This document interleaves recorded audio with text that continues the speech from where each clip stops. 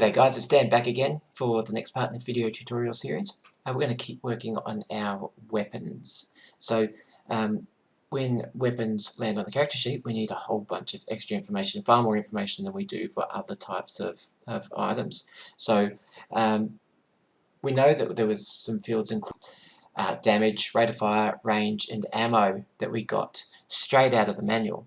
But there's some extra information. We need to know whether the weapon is, what type it is. Is it melee or is it ranged? We need to know if the character is trained or untrained in that type of weapon. We need to know if there are any bonuses to the attack. And at this stage, I think all the bonuses are negative bonuses, like untrained. But maybe there's some other bonuses, say when you're using a scope or when you're using gyrojet ammo or different things like that. So I don't touch on those just yet, but they'll probably come into it later on. We need to know if the weapon stuns or if it has a burst mode. So there's a bunch of extra information there that we really need to understand and record in the listing so that we can use that information in the game.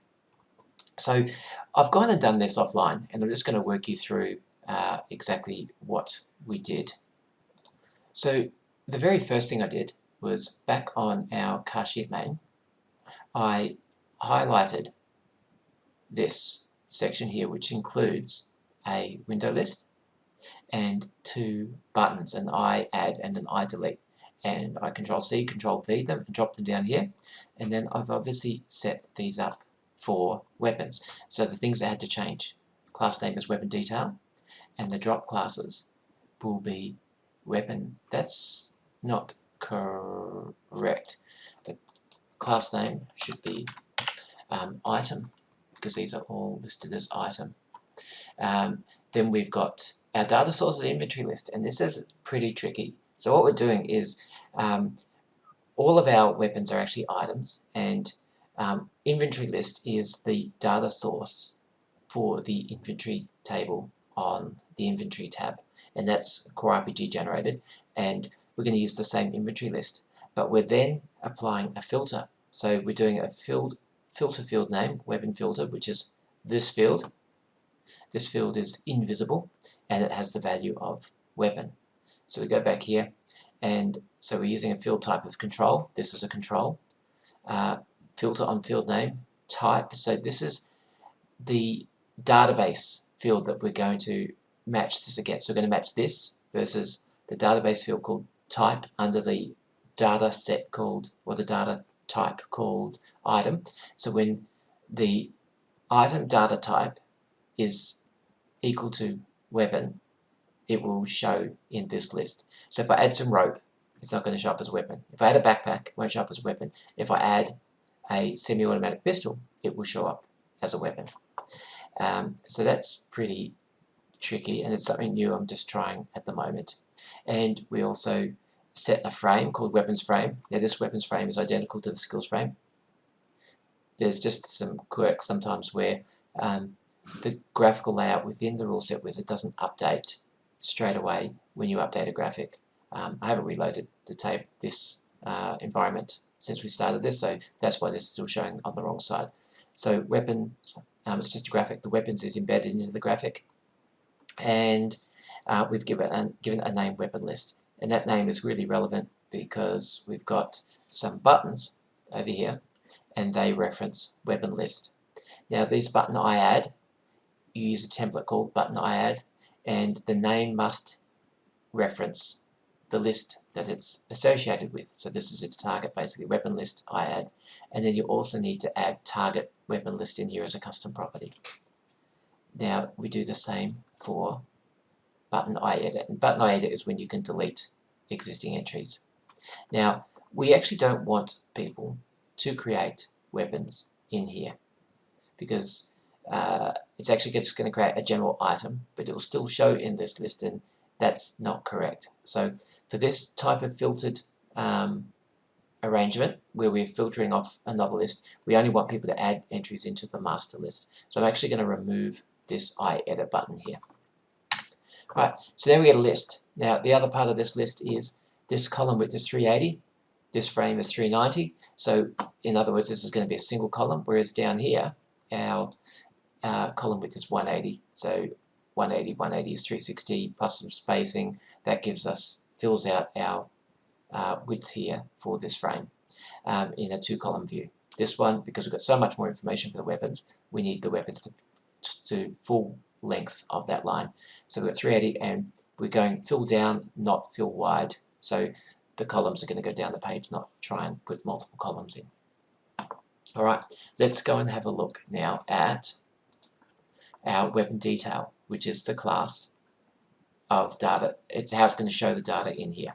The data type that's going to show in here is items, but the view that we're going to use is weapon detail. So we have weapon detail. Now, first thing is our weapon detail window class. I've set it to 380 pixels wide. I'm starting with a link. So the link is a type of item.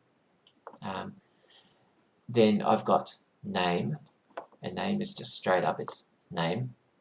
It's the item's name. My next one is an icon. Now I haven't added any automation, anything into this at the moment. I'm just showing you what the current thinking is of these fields. Almost guaranteed that this will have to be tweaked as we dive deeper into the rules. But for the moment, I've got an icon called weapon attack, and my assumption at this stage is that double clicking on this will execute the attack. At the moment, there's no code or actions on it, and we can just see it's just an item called weapon attack, which is a scope type icon. The next field is damage. Damage is a string because it's going to have something like 2d6 plus 2 or 1d8 or either way, it's not just a number. So it needs to be a string, and we're going to have to interpret that string and turn it into a dice string at some point. I created a frame called string dark, which is the same as, it's almost the same as field dark, but it's got no padding around the outside because we're space constrained in here, so I didn't want the blank, losing 3 pixels top and bottom, left and right. Left and right didn't matter so much, top and bottom do. The other cool thing in here is I've added a custom control property called, doesn't have a name, it's just called center, and that will center the text in here. And somehow I was scrolling around and I accidentally changed this to string light. Okay, back to string dark. And next field is rate of fire. Oh, and I've also put tooltips on so that when you highlight over them, they'll show what they are. The next field is range. Range is a bit wider because, say, the range might be triple digits. Next field is ammo, and this is the amount of ammo in the current clip. Now, I've also got a field off the screen called max ammo, and this field is invisible and it's off the screen. So I need to know, at some point I may have to reload, put a reload mechanism in, and I need to know how much to reload each weapon to. So this may or may not end up in the final version of it. We'll see what happens. Then I've got checkboxes. So trained or untrained. Now, we don't train in a Glock or a Magnum 357, but we do train in revolver or semi-automatic pistol or machine gun or rifle or various types of melee weapons or unarmed weapons. So we need to have trained or untrained. So I've got 2 icons, one called untrained and one called trained. Then I've got another checkbox, and we're using weapon stun or weapon empty. So if this weapon has a stun property, it'll show that here. And then the next one is burst. So if this weapon has, okay, what have we got here? Alright. So burst, we've got weapon burst, weapon empty, and so if you have the option of doing single shot, or if you have the option of shooting 5 shots, which does extra damage against the one target, you can do that. But we need to know that the weapon's capable of that. And then there's also the iDelete field, which has no icon associated in here. The icon is in the template, and that's why we can't see it, but I'm putting it over the last object in here just to save some space. We've done that in all the other types of weapon lists that we've done. So that's the layout. Let's go and have a look at it on the character sheet. So I've created a weapon called the MacGuffin, just as a test, and I haven't reloaded this, so I've still got the add item here. But our MacGuffin, the link works, the name works, the targeting icon, so we've got attack, we've got damage, we've got rate of fire, we've got range. Obviously I've just put dummy values in here just for the moment. Ammo, max ammo, and then we've got trained. So it shows a T when you're trained, a U when you're untrained, and the U is sort of grayed out. And then we've got S for stunned, and we've got a cross when you don't have that property on the weapon, and burst and the blank icon when you don't have it. And then if we go into edit mode, we can delete an entry here. We've still got the plus item here, but that will go when we reload this table. Now, we can see here we've got a MacGuffin in here. Now, if I created an item in here, just say called rope, and it's gear, and the cost is, I don't know, 20, whatever that is, and the weight is 10, I'll lock that. I'm going to drag this into, sorry, bumped my keyboard, drag this into the inventory. It shows up here, and it should hopefully not show up. Okay, it has shown up in my weapons. I need to explore and see why that is. So I've obviously got a setting incorrect in my filter, because this should not show up present here.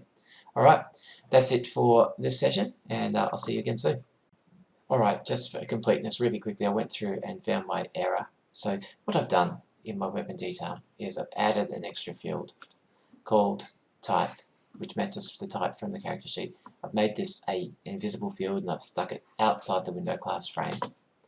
Back here on my character sheet main sub-window, on this window list, I've changed my filter type, my filter to control, and the type to control, and sorry, the field that I'm filtering against in the database is called type, but I'm doing it as a control because it's going to be visible here in this window list. And I'm going to use the field name, which is this one, weapon filter, and its value is going to match the value in type from the item, and it will then load it up. So let's have a look at it on the character sheet quickly. We can see here that I've got a Glock and a MacGuffin showing up in my windows, in my weapons. If I go into my inventory, you can also see there's a rope and a backpack. And if we go and have a look at the MacGuffin, it's a weapon, and that's what's showing up on the character sheet. Thank you very much.